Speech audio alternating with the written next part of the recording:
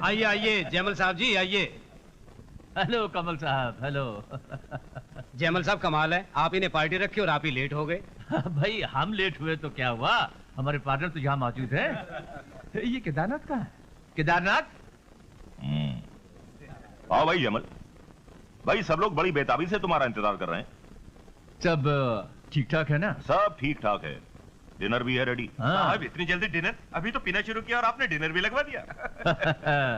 आज का डिनर कुछ ऐसा है जो न कभी आपने देखा होगा और ना कभी सुना होगा। आइए जेंटलमैन, जिसे जो भी डिश पसंद आए वो जितना चाहे उसके लिए ऑर्डर कर सकता है।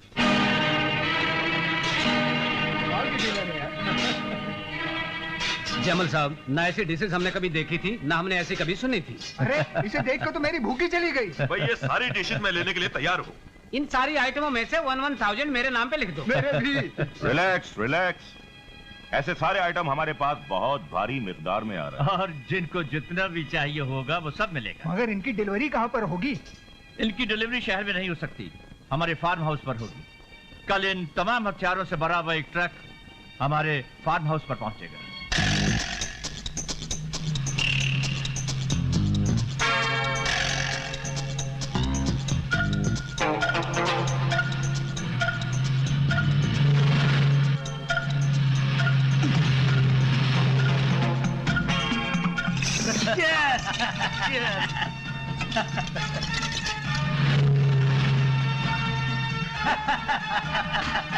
वही मजा आ गया।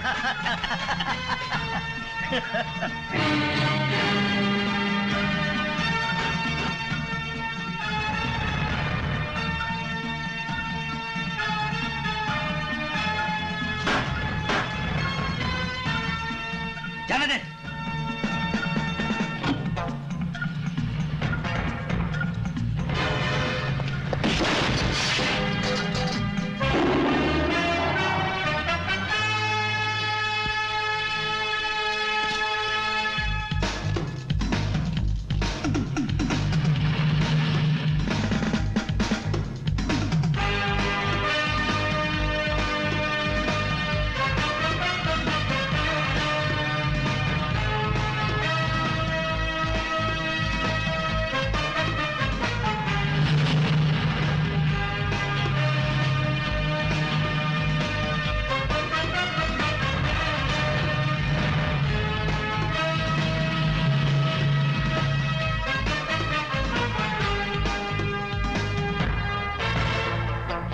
चीता,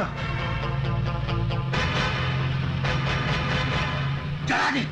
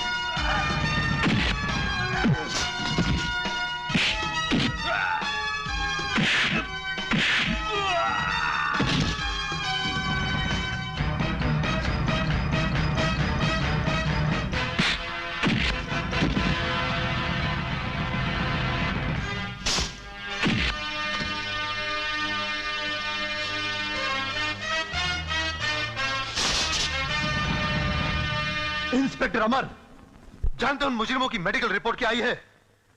एक का तुमने पूरा बाजू उखाड़ दिया है, दूसरे का जबड़ा हिल रहा है और तीसरे की तुमने सारी पसलियां तोड़ दी हैं। सर मेरा बस चलता तो आपके पास उनकी मेडिकल रिपोर्ट नहीं, उनकी पोस्टमार्टम रिपोर्ट आती। और मेरा उसूल है, जो कानून तोड़ने की कोशिश करे उसका हाथ तोड़ दूं, जो कानून को चैलेंज करे उसके जबड़े तोड़ दूं, ताकि वो फिर कभी कानून तोड़ने की जुर्रत ना करे। तुम्हारा इस तरह की मारपीट का रिकॉर्ड सारे पुलिस डिपार्टमेंट में मशहूर हो रहा है। एक और रिकॉर्ड भी मशहूर हो रहा है सर। मेरे हाथों कभी किसी बेगुनाह को सजा नहीं मिली। अगर मैं उन लोगों के हाथ पांव नहीं तोड़ता तो ना जाने उनके हाथों कितने बेगुनाह मारे जाते। लेकिन आप तो मेरी हिम्मत तोड़ रहे हैं। कानून तुम्हारी जागीर नहीं है जिसे तुम अपनी मर्जी से जैसा चाहोगे इस्तेमाल करोगे। तो क्या मैं ये समझूं कि कानून मुजरिमों के बाप की जागीर है?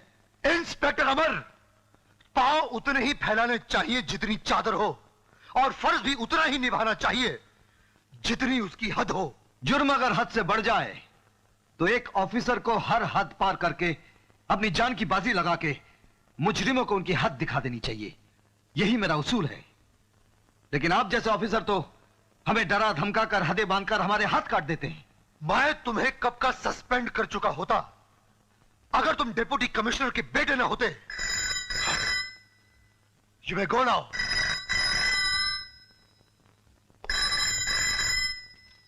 हेलो। जी हाँ सर, मैं अभी आ रहा हूं।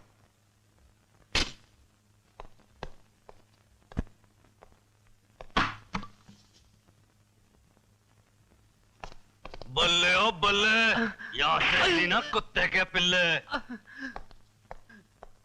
ओ बल्ले, मुजरिमों के अंजर पंजर टिले, मुंह पिल्ले तो कपड़े गिल्ले। ओए हमारा यार तो कानून के लिए जीता है, वर्दी के अंदर कानूनी जीता है। मगर शेर सिंह, अंदर बैठा हुआ वो एसीपी कानून का बब्बर शेर ऐसे गुर्रा रहा है जैसे मैंने मुजरिमों की हड्डी नहीं तोड़ी बल्कि उसकी कमर तोड़ दी है। ओए बल्ले ओ बल्ले, ऊपर वाला जरूर उतारेगा उस कमीने के बिल्ले। गुराने दे उसको, बल खाने दे उसको। ओए शेर सिंह जिसके साथ है समझ लो पूरा पुलिस डिपार्टमेंट उसके साथ है। यार तूने बहुत अच्छा काम किया है। बल्ले ओ बल्ले, इसी बात पे खा यार तू रसगुल्ले। इतने सारे रसगुल्ले कहां से लाया है? कहां से लाया है, क्यों लाया है? या तू आम खा गुटलियों गिनना छोड़ दे। हम पुलिस वाले वर्दी पहन के जहाँ खड़े हो जाते हैं, दुकान अपनी हो जाती है, सामान अपना हो जाता है। ओए शेर सिंह, ओ यार क्या है कि मैं जा रहा था कल्ले कल्ले, दुकानदार ने कहा ओ बल्ले कुठे चाले घेऊन जा रसगुल्ले। तू नहीं सुधरेगा। 2 किलो तो मैं वही खा गया। अरे खा यार, कलकत्ता के हैं। मैं पूछता हूं कि जब पुलिस को हमारे ट्रक के बारे में मालूम हो चुका था तो तुमने हमें खबर क्यों नहीं दी खुराना? तुम्हारी बेवकूफी और लापरवाही की वजह से हमारा करोड़ों रुपए का नुकसान हुआ सो हुआ, साथ में हमारे आदमी भी पकड़े गए हैं। जानते हो उसका नतीजा क्या हो सकता है? अब 24 घंटे के अंदर अंदर कुछ भी करो, कैसे भी करो, वो आदमी जेल से छूट जाने चाहिए, समझे? फिलहाल मैं कुछ नहीं कर सकता। यह केस मेरे हाथों से निकल चुका है। तो क्या हम लोग हर महीने तुम जैसे पुलिस ऑफिसर्स पर लाखों रुपया इसलिए खर्च करते हैं कि वक्त आने पर तुम लाचार हो जाओ, तुम्हारे हाथ कमजोर हो जाए? पुलिस स्टेशन में आग लगाओ, कुछ भी करो, लेकिन हमारे आदमियों को हर हालत में छुड़वाओ। ऐसा करने से मेरी नौकरी खतरे में पड़ सकती है। खुराना, रुपया कमाने के लिए जो शख्स कानून की वर्दी में कानून का व्यापार करता है उसका कलेजा भी 100 गज का होना चाहिए। वो अपनी वर्दी और कुर्सी को ही नहीं बल्कि अपने सारे शरीर को कफ्न में लपेट कर चलता है। वो बर्बादी से नहीं डरता बल्कि बर्बादी खुद उससे डरती है। वो अपनी मौत से नहीं भागता बल्कि मौत उसकी जिंदगी से दूर भागती है। और तुम होगे। आप मेरी वफादारी पर शक कर रहे हैं। दरअसल ये केस मेरे हाथ में नहीं है, इंस्पेक्टर अमर के हाथ में है।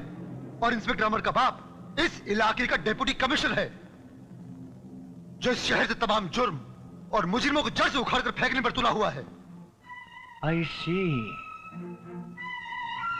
तो ये डिप्टी कमिश्नर नहीं चाहता कि उसका खानदान उसके और उसके बेटे के बाद आगे बढ़े। केदारनाथ, ये डिप्टी कमिश्नर राजेश्वर तुम्हारा दोस्त है ना? जिगरी दोस्त। मैं कल ही उनके घर जाकर यह पता लगाता हूं कि बाप बेटे के दिमाग में कौन सा जहर पल रहा है, वो चाहते क्या हैं और उनका अगला कदम क्या है। हमारे खानदान के लोगों ने हमेशा कानून की रक्षा की है, वर्दी की इज्जत की है।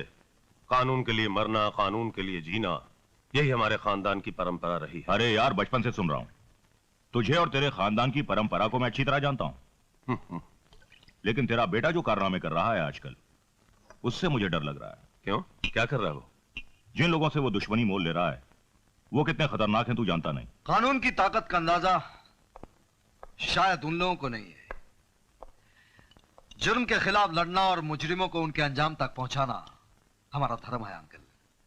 तूफान एक बार अपना रास्ता बदल सकता है, लेकिन हम जैसे पुलिस ऑफिसर मंजिल तक पहुंचकर ही सांस लेते हैं। जरा मैं भी तो जानूं कि तुम बाप बेटे किस मंजिल की तरफ बढ़ रहे हो।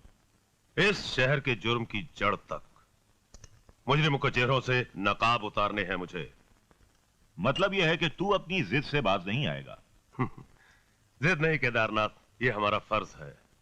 देख मेरे भाई साहब, अब छोड़िए ना ये जुल्मों की बातें। अच्छा ये बताइए, अनीता बेटी कैसी है? उसकी शादी वादी के बारे में कुछ सोचा कि नहीं? बस भाभी, उसकी डॉक्टरी पास होने में सिर्फ 3 साल रह गए। उसके बाद आप जो कहेंगी कर देंगे। भाई साहब, आप जब भी आते हैं अकेले आते हैं, अनीता को साथ नहीं लाते। वो है कहाँ?